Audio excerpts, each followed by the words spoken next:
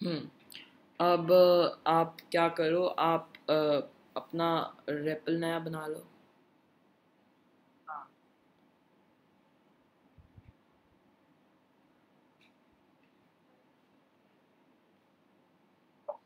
अब आपको इसमें क्या करना है, एक ग्लोबल वेरिएबल बनाना है और एक फंक्शन बनाना है जिससे वो ग्लोबल वेरिएबल की वैल्यू चेंज होएगी। एक बार रिपीट करना, क्या बोला? एक ग्लोबल वेरिएबल बनाना है और एक फंक्शन बनाना है जिससे ग्लोबल वेरिएबल की वैल्यू चेंज होएगी।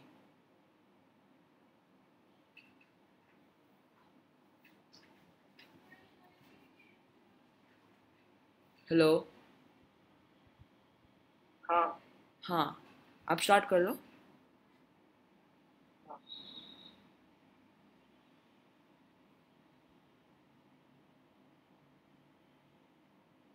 हेलो। मुझे नहीं याद। अच्छा, आपको ग्लोबल वेरिएबल तो नॉर्मल वेरिएबल की तरह ही बनाना है। हाँ। तो आपने हमने सीखा था कि वो जो आप बाहर बनाते हो फंक्शंस के, वो ग्लोबल वेरिएबल होता है। अब हमें नेक्स्ट लाइन में डिफाइन यूज़ करके डिफाइन करना है अपना फंक्शन।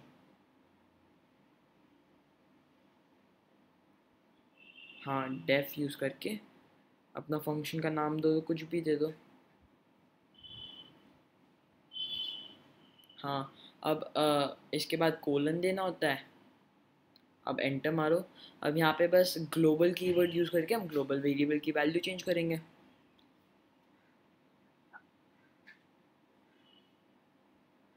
ग्लोबल उसके आगे लिखना है, global x is equal to 10। नहीं, उसके आगे। हाँ। तो global x is equal to 10, यहाँ पे आपको इशू दिखा रहा है, आप ये स्पेस हटा दो यहाँ। क्या इशू दिखा रहा है ये? एक सेकेंड, मैं देख के बता। वो न्यू लाइन में ही होएगा। एक्स, एक सेकेंड उस पर हावर करना कि क्या इशू दिखा रहा है, एक सेकेंड।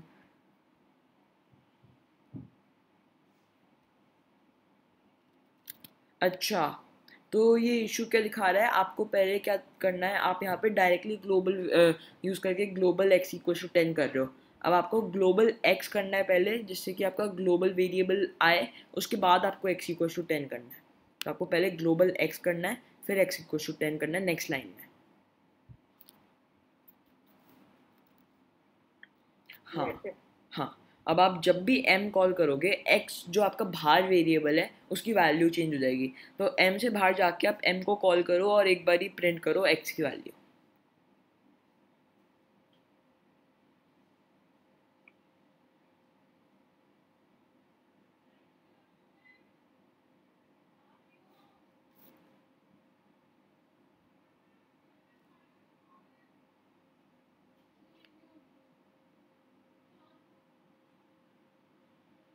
अब आप यहाँ पे m को कॉल करो।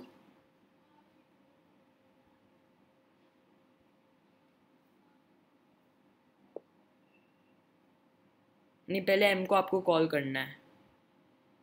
आप प्रिंट m नहीं कर कैसे? सकते, आपको m को कॉल करना है। m is function. m is, आपने पूरा, हाँ, m जो है आप प्रिंट कैसे कर रहे हो, वो एक वेरिएबल थोड़ी ना है। आपको क्या करना है, फंक्शन कॉल करना है। तो फंक्शन कॉल कैसे करते थे, m पहले नाम देते थे, फिर उसके ब्रैकेट्स देते थे।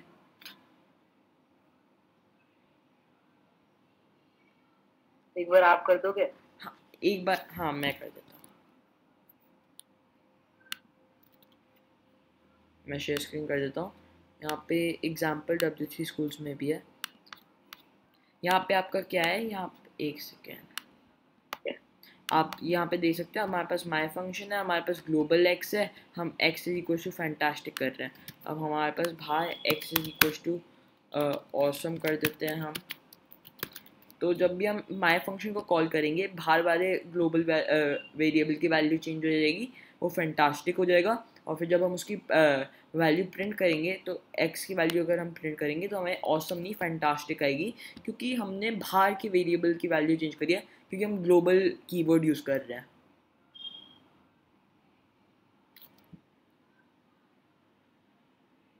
और ऐसे आप फंक्शन कॉल देते हो, आप फंक्शन देते हो नाम उसका और फिर ये 2 ब्रैकेट्स।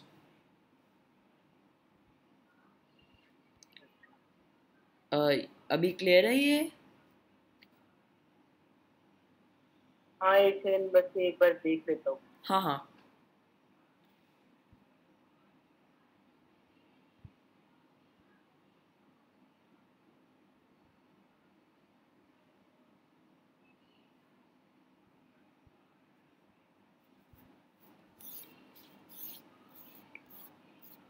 ठीक है।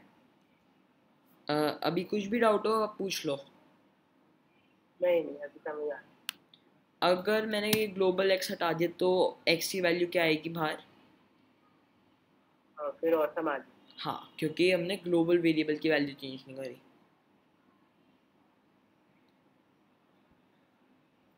ठीक है, और अगर हमने ग्लोबल एक्स रखा बट माई फंक्शन कॉल हटा दी तो क्या आएगा? तब भी ऑसम आए। हाँ, क्योंकि हमने माई फंक्शन को कॉल नहीं करा तो वो एग्जीक्यूट ही नहीं होगा, ये सब कुछ दिखेगा ही नहीं। हाँ। Very good. अब हम आगे चल सकते हैं। अगर कोई भी डाउट हो प्रीवियस उसका तो आप पूछ लो, वरना हम आगे बढ़ रहे हैं। हाँ, आगे बढ़। ठीक है, तो अब हमारे पास है डेटा टाइप्स। तो अभी हमने थोड़ा थोड़ा डेटा टाइप्स के बारे में हमें पता ही है, स्ट्रिंग, इंट, लिस्ट, विस्ट, हमने ये सारी देखे हैं अभी। अब हम इन्हें डिटेल में देखेंगे। तो हम सारे डेटा टाइप्स को इन डिटेल देखेंगे हम। तो बिल्ट इन डेटा टाइप्स। तो बिल्ट इन डेटा टाइप्स क्या हो गए? पहले बिल्ट इन डेटा टाइप्स का मतलब समझते हैं। बिल्ट इन डेटा टाइप्स का मतलब हो गया कि जो आपके डेटा टाइप्स पाइथन आपको देता है, जैसे स्ट्रिंग हम यूज़ कर सकते हैं, पाइथन ने बनाया हुआ है वो डेटा टाइप। इंट हम यूज़ कर सकते हैं, फ्लोट हम यूज़ कर सकते हैं, लिस्ट हम यूज़ कर सकते हैं। तो ऐसे बहुत सारे डेटा टाइप्स पाइथन हमें यूज़ करने देता है, उन्हें हम कहते हैं बिल्ट इन डेटा टाइप्स। फिर आपका है इन programming data type is an important concept. तो जो प्रोग्रामिंग में data type is an important concept, तो बहुत इंपॉर्टेंट कॉन्सेप्ट है ये समझना। तो ये हमें इसे बहुत अच्छे से समझना होता है, जैसे कि हम जब ऐप्स बनाए हमारे कॉन्सेप्ट सारे क्लियर हैं। फिर variables can store data of different types and different types can do different things। तो आपका डेटा हो सकता है स्ट्रिंग का, जिसमें आप टेक्स्ट स्टोर कर सकते हो, इंट का जिसमें आप नंबर स्टोर कर सकते हो, फ्लोट का जिसमें आप डेसिमल से सेव कर सकते हो, लिस्ट का जिसमें आप बहुत सारे एलिमेंट सेव कर सकते हो। ऐसे हमारे पास बहुत डेटा टाइप्स होते हैं जो बहुत अलग अलग चीज़ें करते हैं। अच्छा, ये कॉम्प्लेक्स रेंज इनके बारे में भी पढ़ेंगे क्या क्या? हाँ, अभी हम सारे डिटेल में देखेंगे। फिर Python has the following data types built in by default in these categories. तो ये सारे बिल्ट इन डेटा टाइप्स हैं आपके पास है। String, int, float, complex, list, tuple, range, dictionary, set, frozen set, bool, bytes, byte अरे, memory view, none type.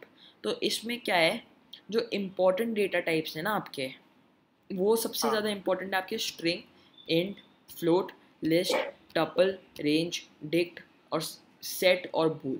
ये सबसे ज़्यादा इंपॉर्टेंट डेटा टाइप्स हैं आपके। फिर जो सेकेंडरी डेटा टाइप्स हैं, कॉम्प्लेक्स, जो आप कम यूज़ करोगे, कॉम्प्लेक्स है, रेंज है, फ्रोजन सेट है, बाइट्स है, बाइट अरे है, मेमोरी व्यू है और नन टाइप है। तो आप ये जो है, ये सारे जो बाइनरी डेटा टाइप्स हैं, ये तो डिटेल में हम बहुत डिटेल में आगे एडवांस कोर्स में करेंगे। ठीक है, तो इनमें हम इतने डिटेल में नहीं जाएंगे, बट हम ये जो बहुत इंपॉर्टेंट वाले डेटा टाइप्स हैं इनमें हम डिटेल में जाएंगे। ठीक है। ओके। हाँ। फिर we have getting the data type. तो you can get the data type of any object by using the type function. तो ये कह रहा है कि अगर मेरे पास है x इज इक्वल टू 10 और मुझे जानना है x किस डेटा टाइप का है, तो मैं क्या कर सकता हूँ, एक टाइप फंक्शन है उसमें मैं x दूंगा और मुझे उसका डेटा टाइप मिल जाएगा। तो आपको क्या लगता है ये क्या लाएगा? हाँ, क्योंकि 10 है टाइप इंट। तो ये देख रहे हो आप, क्लास इंट दिखा रहा है ये। तो 10 is the type of integer, इसलिए ये इंट दिखा रहा है। ठीक। फिर आप ये सोच लोगे ये क्लास क्या है, ये किसी भी डेटा टाइप में आपको दिखाएगा। मैं क्लास इंट कर दूँ, अगर मैं इसे स्ट्रिंग बना देता तो ये क्लास स्ट्रिंग दिखाता, तो किसी भी डेटा टाइप के आगे वो क्लास दिखाएगा। और क्लासेस एक कॉन्सेप्ट है जो हम आगे करेंगे, या तो किसी कहीं ना कहीं वो कॉन्सेप्ट क्लासेस का और ये कॉन्सेप्ट रिलेटेड है, तो हम वो डिटेल में देखेंगे अभी क्लासेस का कॉन्सेप्ट। ठीक है। तो क्लासेस में आप क्या कर सकते हो, आप काइंड ऑफ खुद के डेटा टाइप बना सकते हो, तो जिनकी खुद की प्रॉपर्टीज होंगी और खुद के मेथड्स होंगे। ओके। फिर we are setting the data type. तो in Python the data type is set when you assign a value to a variable. तो जैसे कि x is equal to hello world कर दिया तो वो सेट हो जाएगा पाइथन में कि ये स्ट्रिंग डेटा टाइप है। x इक्वल टू 20 कर दिया तो सेट हो जाएगा कि वो फ्लोट इंटीजर डेटा टाइप है। x इक्वल टू 20.5 कर दिया तो वो सेट हो जाएगा वो फ्लोट है। फिर आपका x is equal to 1j। आपका ये जो g होता है ये एक इमेजिनरी नंबर होता है। तो इमेजिनरी नंबर शायद होता है √-1। हाँ, तो ये इमेजिनरी क्या? कुछ नहीं। अच्छा, तो ये इमेजिनरी नंबर के बारे में हम 11th में सीखते हैं, जिसकी वैल्यू होती है √-1। तो कॉम्प्लेक्स नंबर्स होते हैं जिनके साथ एक वो इमेजिनरी नंबर हो, जैसे j। तो ये complex data type Python set कर देगा। फिर x equals to apple banana चाहिए वो लिस्ट सेट कर देगा। फिर x equals to apple banana चाहिए बट इन ब्रैकेट्स में। तो हम देखेंगे क्या डिफरेंस है बहुत डिटेल में। यहाँ पे आप देखोगे इन्हें टपल्स बोलते हैं। टपल्स में का भी चैप्टर है अलग से, लिस्ट का भी चैप्टर है अलग से। तो टपल्स जो है ये पैरेंथेसिस में बनते हैं, बट आपके जो लिस्ट हैं वो स्क्वायर ब्रैकेट्स में बनते हैं। फिर आपका रेंज डेटा टाइप है। रेंज डेटा टाइप आपको रेंज टाइप का देता है। अब हमें रेंज डेटा टाइप टेस्ट करना है। अगर हम कर दें रेंज 6 तो ये रेंज तो बताएगा कि इसका डेटा टाइप रेंज है, बट हमें वैल्यू क्या आएगी? आपको क्या लगता है क्या लाएगा ये वैल्यू? मतलब आपको ये सुन के ही क्या लगता है ये क्या लाएगा वैल्यू? 0 to 6। हाँ, तो ये आपको देगा एक लिस्ट टाइप का ऑब्जेक्ट जिसमें 0 1 2 3 4 5 6 है। तो अभी आपको दिख रहा है ये रेंज 0 to 6 देगा, बट अगर मैं इसे लिस्ट में टाइप कास्ट कर दूं तो हमारे पास आएगा 0 1 2 3 4 5 6। बट ये आप एक चीज़ देखोगे हमारे पास 0 1 2 3 4 5 ही कह रहा है ये। तो आपको जो भी आप लास्ट नंबर दोगे वो 0 से तो स्टार्ट होएगा, बट जो लास्ट नंबर है उससे एक कम में एंड होएगा। तो 0 1 2 3 4 5, अगर मैं सिर्फ 5 देता तो 0 1 2 3 4 आता। एक बार वो लिस्ट हटा के दिखाना। लिस्ट हटा के आपको क्या आएगा? आपको आएगा रेंज 0,5। आपको दिखेगा रेंज 0,5। ब्रैकेट सेम ही है क्या? नहीं, ब्रैकेट्स की जरूरत नहीं है। ब्रैकेट का अगर आप ब्रैकेट्स के साथ कोई भी फंक्शन यूज़ ना करो तो ब्रैकेट्स की कोई वैल्यू नहीं रहती, तो ब्रैकेट्स की ज़रूरत नहीं होती। तो आपका रेंज 0 से 5। अब आपको क्या लगता है 1,5 दे दूँ तो ये क्या लाएगा? रेंज 1,5। हाँ, और फिर अगर हम इसे लिस्ट में कन्वर्ट कर दे तो क्या लाएगा? हाँ 1 2 3 4। हाँ, ये लाएगा 1 2 3 4, क्योंकि 5 से एक नंबर पहले वो एंड होएगा। ये रेंज क्लियर है? अब हमारे पास है डिक्शनरी का हमने ओवरव्यू ही लिया था कि जिसमें आपके बहुत सारे वेरिएबल्स और उनकी वैल्यू सेव होती है। तो काइंड ऑफ बहुत सारे वेरिएबल्स और उनकी वैल्यू होती है। जैसे हम करते हैं ये वाले ब्रैकेट्स यूज़ होते हैं और हम कहते हैं नेम, जैसे नेम काइंड ऑफ वेरिएबल बना दिया is equal to Yash for example. फिर age is equal to 13 for example. आपकी एज 13 ही है ना? हाँ ठीक है। तो ये 14। अच्छा 14, कोई नहीं। तो यहाँ पे एज 14। तो आप ये देख सकते हो ये डिक्शनरी में आपके बहुत सारे वेरिएबल्स और उनकी वैल्यू हो सकती है। जैसे कि आप एक डिक्शनरी है जिसमें आपके बहुत सारे वेरिएबल रखे हुए, हमने नेम वेरिएबल रखा हुआ है जिसकी वैल्यू यश है, एज वेरिएबल रखा हुआ है जिसकी वैल्यू 14 है, ठीक है। तो अगर हमें कोई भी वेरिएबल वो निकालना है वेरिएबल की वैल्यू, तो हम कह सकते हैं एक्स और फिर हम ऐसे ब्रैकेट्स देंगे और हम कहेंगे नेम। तो ये क्या कहेगा कि जो भी नेम वेरिएबल की वैल्यू है एक्स के अंदर, एक्स डिक्शनरी के अंदर जो भी नेम हम की कहते हैं इसके वेरिएबल्स को, तो जो भी नेम की वैल्यू है वो लेके आ जाओ। तो यहाँ पे ये कह रहा है नेम की वैल्यू तो यश है एक्स के अंदर, तो वो यश ले आएगा, वो प्रिंट हो जाएगा। ठीक है, वो एक्स डिक्शनरी है ना? एक्स डिक्शनरी है। ठीक। फिर आपका है सेट। सेट भी सेम ब्रैकेट से बनता है। सेट जो होता है आपका इन्हीं ब्रैकेट से बनता है, बट डिफरेंस क्या है इसमें आपका जो होता है, इसमें आपके वो होते हैं वैल्यूज़ होती हैं, सिर्फ वेरिएबल्स नहीं होते। जैसे एप्पल, बनाना और चेरी, तो सेट में सिर्फ वैल्यूज़ होती हैं और सेट की खुद की प्रॉपर्टीज़ होती हैं। तो सेट्स पे भी पूरा चैप्टर है, टपल्स पे भी है, लिस्ट पे भी है, डिक्शनरीज पे भी है, सब पे पूरा चैप्टर है। बस जो ये होते हैं आपके बाइट अरे, मेमोरी व्यू, ये सब एडवांस कॉन्सेप्ट्स हैं जो हम लेटर क्लासेस में करेंगे, क्योंकि इन्हें समझने से पहले हमें और डेटा टाइप्स डिटेल में समझना ज़रूरी है। फिर फ्रोज़न सेट बनाने के लिए, फ्रोज़न सेट भी एक टाइप का सेट होता है। ये भी अगर हमने सेट की प्रॉपर्टीज नहीं समझी तो फ्रोज़न सेट समझना मुश्किल हो जाएगा। तो अभी तो फ्रोज़न सेट में कुछ खास हमें दिख नहीं रहा, बस एक फ्रोज़न सेट जिसके में अंदर चेरी, बनाना, एप्पल है वो ही आ रहा है हमारे पास। बट जब तक हम इस नॉर्मल सेट की वैल्यू प्रॉपर्टीज़ को नहीं समझते तब तक हमें फ्रोज़न सेट नहीं समझ आएगा। तो हम फ्रोज़न सेट्स के साथ ही करेंगे। फिर आपका x इक्वल टू ट्रू आपका बुलियन है, ये आपको पता ही है, ये ट्रू और फॉल्स होता है। तो x is equal to true कर दिया हमने, और प्रिंट करने पे x हमें आएगा ट्रू।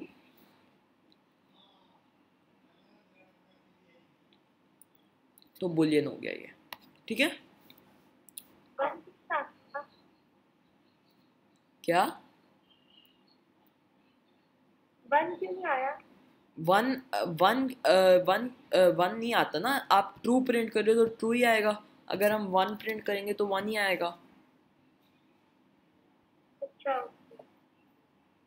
अभी हम ट्रू वैल्यू प्रिंट कर रहे हैं तो ट्रू ही आएगा। अगर आप उसमें कंफ्यूज कर रहे हो, अगर हम इंट x करें तो इंटीजर ऑफ x की वैल्यू 1 होती है।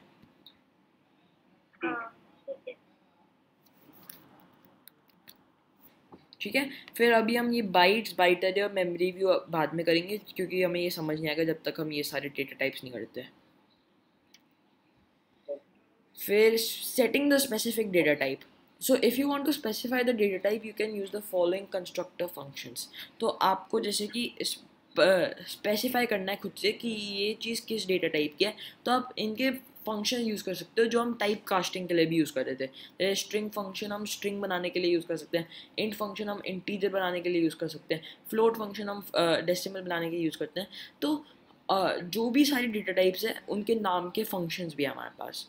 हर डेटा टाइप के नाम का फंक्शन है हमारे पास, जिससे हम आपका वही उस टाइप का वेरिएबल बना सकते हैं। तो इसमें क्या होता है, अगर हम आपको कन्फ्यूजन कम रहेगा, आप जैसे कि आपने कर दिया ये x इक्वल टू 20.0, तो कहीं ना कहीं जब आपका बहुत बड़ा कोड होगा आप थोड़ा कन्फ्यूज हो जाओगे, ये फ्लोट है या ये आपका एंट है। तो आप क्या कर सकते हो, आप स्पेसिफाई कर सकते हो कि आपको ये इंटीजर रखना है तो इंटीजर 20.0 बोलो, फ्लोट रखना है तो फ्लोट 20.0 रखो। तो इससे जब आप अपना कोड पढ़ोगे बाद में तो आपको क्लियर रहेगा कि ये फ्लोट वेरिएबल है, ये इंटीजर वेरिएबल है, ये स्ट्रिंग वेरिएबल है, और ऐसे। ओके, इसे रन करेंगे तो 20 आएगा। इससे रन करेंगे तो 20 आएगा, क्योंकि हमने ऐसे फ्लोट वेरिएबल बनाया, फिर हमने ऐसे टाइप कास्ट कर दिया टू इंट।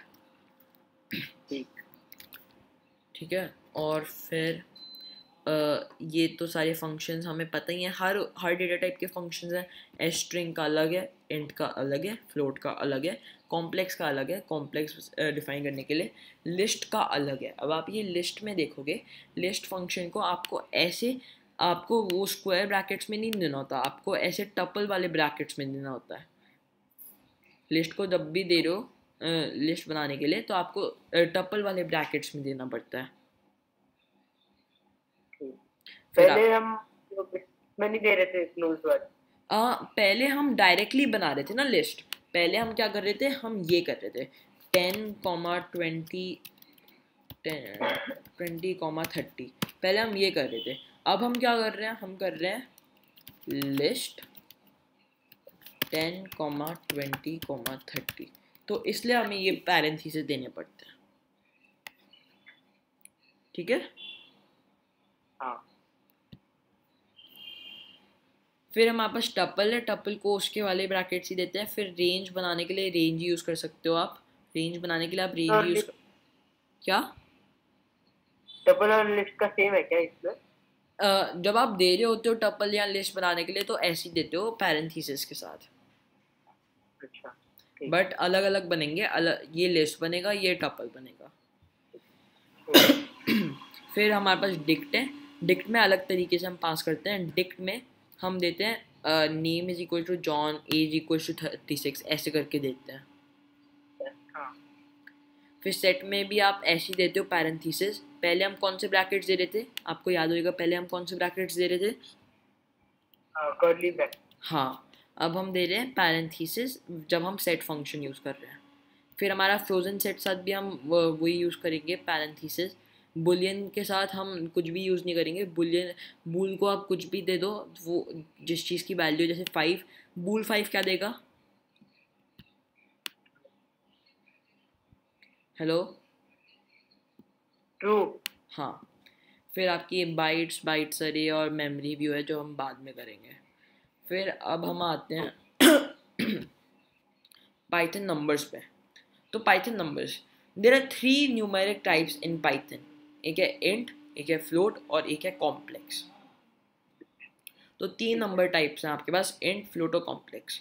तो जो मेनली नंबर्स हैं वो इंट, फ्लोट और कॉम्प्लेक्स हैं। Variables of numeric types are created when you assign them values. तो x इक्वल टू 1 करोगे तो इंटीजर बनेगा, y इक्वल टू 2.8 करोगे तो फ्लोट बनेगा, z इक्वल टू 1j करोगे तो वो कॉम्प्लेक्स बनेगा। तो किसी भी नंबर के साथ आपके पास j होएगा तो वो कॉम्प्लेक्स ही बनेगा।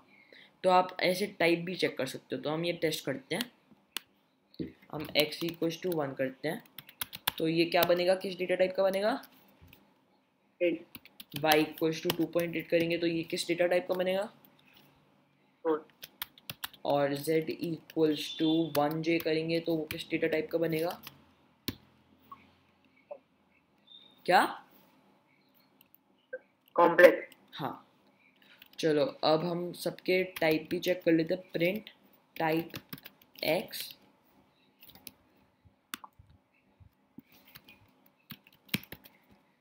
Type y, type z। तो ये सबके डेटा टाइप्स दे देगा। पहले वाले का इंट देगा, दूसरे वाले का फ्लोट देगा, तीसरे वाले का कॉम्प्लेक्स देगा। ठीक है। अब हमारे पास इंट, अब हम इंट को करेंगे डिटेल में थोड़ा थोड़ा, मतलब डिटेल में क्या समझेंगे।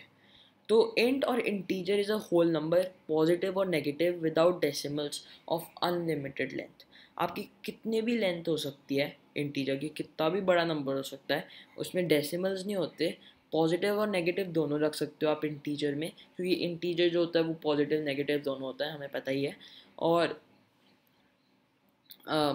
वो यहाँ पे इज़ अ होल नंबर, ये गलत बोल रहा है वेबसाइट। इज़ एन इंटीजर जो पॉजिटिव और नेगेटिव दोनों होता है, विदाउट डेसिमल होता है और अनलिमिटेड लेंथ का होता है। तो ये सारे इंटीजर्स हैं। 1, इतना लंबा नंबर, ये नेगेटिव नंबर, ये सारे इंटीजर्स ही हैं। ठीक है। अब हमारे पास है फ्लोट। फ्लोट और फ्लोटिंग पॉइंट नंबर, इन्हें फ्लोटिंग पॉइंट नंबर भी कहते हैं, इज़ अ नंबर पॉजिटिव और नेगेटिव कंटेनिंग 1 और मोर डेसिमल्स। तो इसमें आपके क्या होता है, पॉजिटिव या नेगेटिव कुछ भी हो, बट एक या एक से ज़्यादा डेसिमल होते हैं। जैसे x इक्वल्स टू 1.10, तो 1.10 तो 1.1 ही होता है, तो ये आपका फ्लोट हो गया। 1.0 भी आपका फ्लोट हो गया, क्योंकि आपने एक डेसिमल डिजिट तो दिया है ना। अगर उसकी कोई वैल्यू नहीं है बट तब भी हमने एक डेसिमल डिजिट तो दिया है ना, तो वो अपने आप से ही वो फ्लोट ले लेगा। फिर आपने नेगेटिव फ्लोट भी दे दिया है, तो ये भी आपका फ्लोट ही माना जाएगा। ठीक। अब float can also be a scientific number with e to indicate the power of 10। तो ये ई जो होता है, इसका कॉन्सेप्ट जो होता है, ये हम बड़ी क्लासेस में करते हैं। तो ई जो होता है वो पावर ऑफ 10 होता है। एक सेकेंड, हम ये सारी पहले वैल्यूज प्रिंट करते हैं, फिर हम आगे टाइप प्रिंट करेंगे।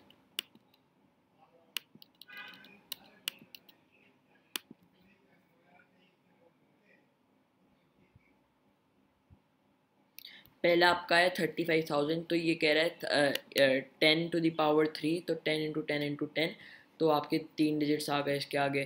फिर आपने 12e⁴ कर दिया, तो 4 डिजिट्स इसके आगे आ गए। फिर आपने 87 -87.7 e⁻100 कर दिया, तो आपका जो हो गया वो इतना बड़ा नंबर दिखा नहीं पाया, इसलिए उसने साइंटिफिक तरीके से ही दिखा दिया हमें। एक बार वो लास्ट वाला जेड वाला बताना। क्या जेड वाला वापस बताना। ये वाला? ये वाला?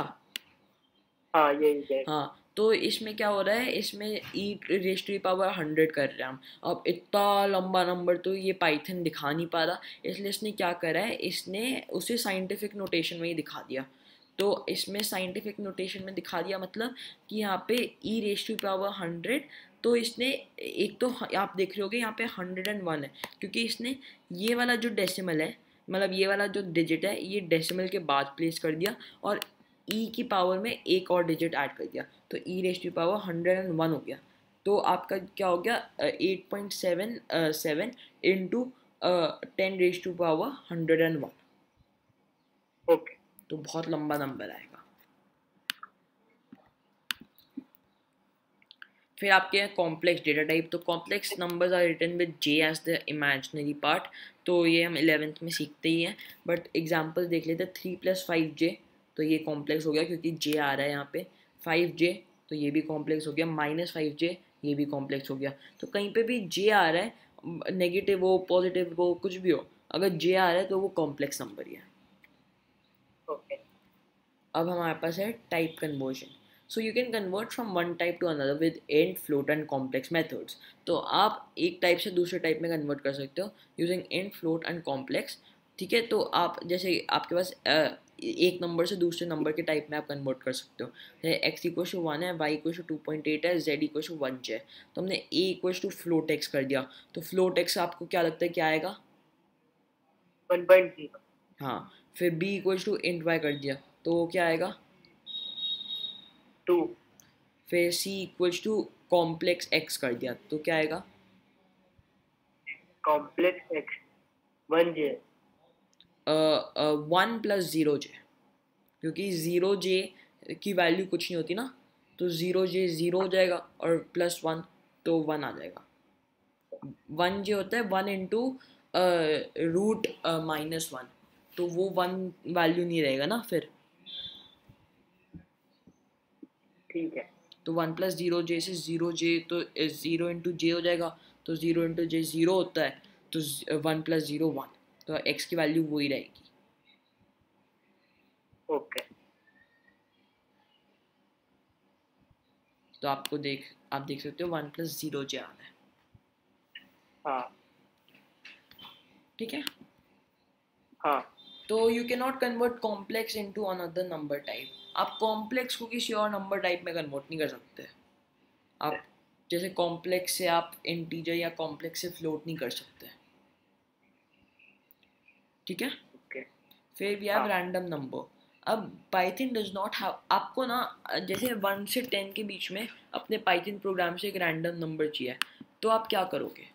आपकी एक लाइब्रेरी होती है रैंडम, ठीक है, तो एक रैंडम लाइब्रेरी होती है पाइथन में। आप पहले लाइब्रेरी समझना बहुत इंपॉर्टेंट है। बहुत हज़ारों पाइथन इतनी यूज़ इसलिए होती है क्योंकि हज़ारों लाइब्रेरीज बनी हुई है पाइथन के लिए। अब लाइब्रेरीज क्या होती है?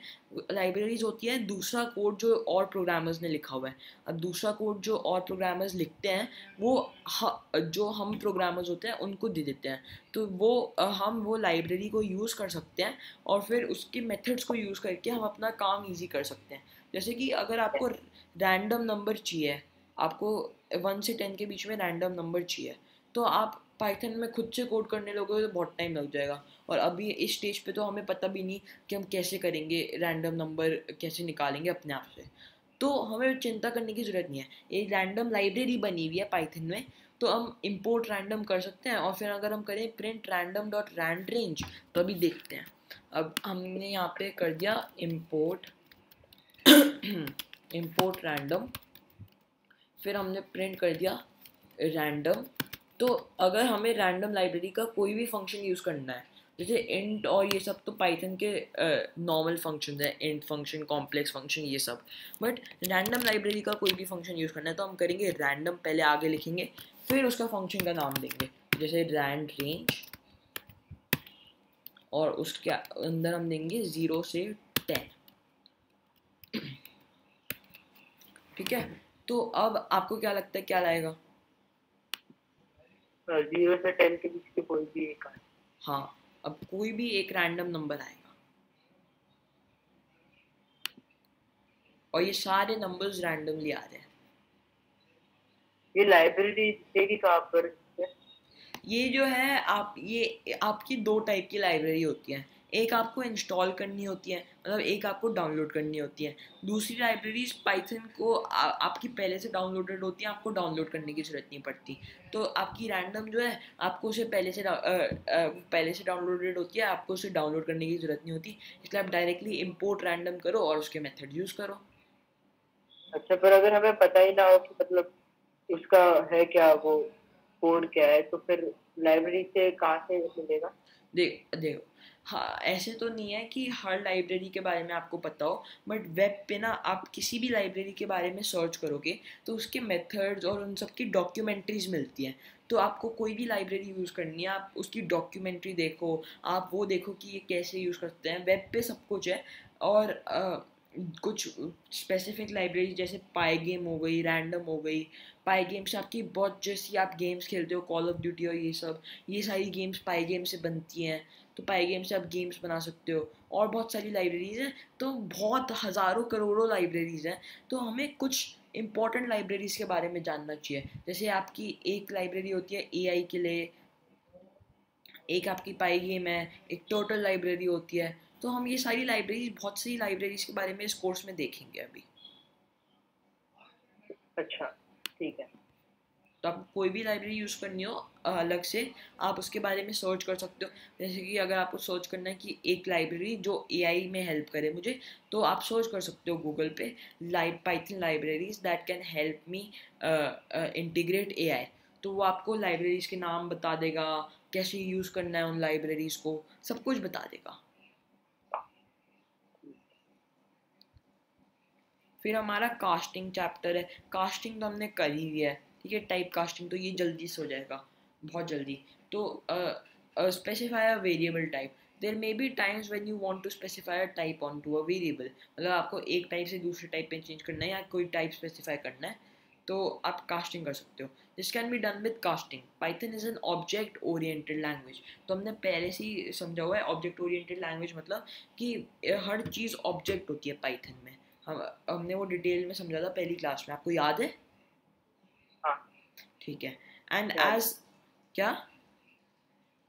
नहीं, कुछ नहीं, मैं बोल रहा था याद। हाँ, ठीक है। And as such it uses classes to define data types including its primitive types. तो वो हर चीज़ की क्लास होती है। जैसे हमने देखा था, आपको याद है अभी अभी हमने टाइप जब प्रिंट करा था, क्लास स्ट्रिंग, क्लास इंट आ रहा था।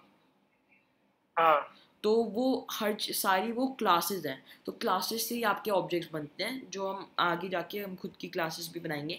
ये आप देख सकते हो, यहाँ पे चैप्टर है क्लासेस स्लैश ऑब्जेक्ट्स। यहाँ पे आगे जाके हम खुद की क्लासेस भी बनाएंगे और उनके ऑब्जेक्ट्स भी बनाएंगे। तो casting in Python therefore done using constructor functions. तो ये जो सारे इंट स्ट्रिंग ये कॉम्प्लेक्स ये सारे फंक्शन जो हैं इनको कहते हैं कंस्ट्रक्टर फंक्शंस। ये कंस्ट्रक्टर फंक्शन है क्या? हाँ, ये इंट फ्लोट स्ट्रिंग ये सारे कंस्ट्रक्टर फंक्शंस होते हैं। अच्छा। तो casting in Python is therefore done using constructor functions. तो int constructs an integer from an integer literal, a float literal और अ स्ट्रिंग लिटरल। तो आप किसी चीज़ से सॉरी इंट से आप नंबर बनाते हो किसी भी चीज़ का, float float literal string literal आप किसी को भी नंबर बना सकते हो। फ्लोट से आप किसी को भी फ्लोट बना सकते हो, इंटीजर को फ्लोट कर सकते हो, स्ट्रिंग को फ्लोट कर सकते हो, और फ्लोट को भी आप फ्लोट बनाते हो। हमने जैसे देखा था फ्लोट को फ्लोट बना रहे थे, हम फ्लोट बनाने के लिए फ्लोट मेथड यूज़ कर रहे थे। हाँ। फिर हमारे पास स्ट्रिंग है, it constructs a string from a wide variety of data types including strings, integer literals and float literals. तो आप किसी भी चीज़ का स्ट्रिंग बना सकते हो स्ट्रिंग str से, ठीक है। तो यहाँ पे एग्जांपल्स हैं, आप सारी चीज़ों को इंटीजर बना रहे हो, यहाँ पे सारी चीज़ों को फ्लोट बना रहे हो, यहाँ पे सारी चीज़ों को स्ट्रिंग बना रहे हो। तो हम ये सब कुछ करके आए हैं, बहुत ज़्यादा हमने करा था वेरिएबल्स वाले टाइम पे, हमने सबके एग्जांपल्स भी देखे थे। आपको याद होएगा हमने बहुत सारे एग्जांपल्स करे थे। हाँ, तो अभी ये क्लास ख़त्म होने वाली है, आपको आपको पहली आपने वो प्रीवियस होमवर्क आपके पास है आज के होमवर्क करने के लिए। मैं ज़्यादा बर्डन नहीं डालना चाहता आपके ऊपर क्योंकि आपके टेस्ट भी चल रहे हैं। तो अब कल सेम टाइम पे करेंगे मीटिंग। और अभी तक हमने पाइथन कास्टिंग तक किया है ना? हाँ पाइथन कास्टिंग तक किया है ना अभी तक? हाँ, हमने पाइथन कास्टिंग कर लिया आज। तो मैं कल वो पढ़ के पूरा रख लूंगा, हाँ मतलब ठीक है, समझ आ जाए। ठीक है। ओके यश, बाय।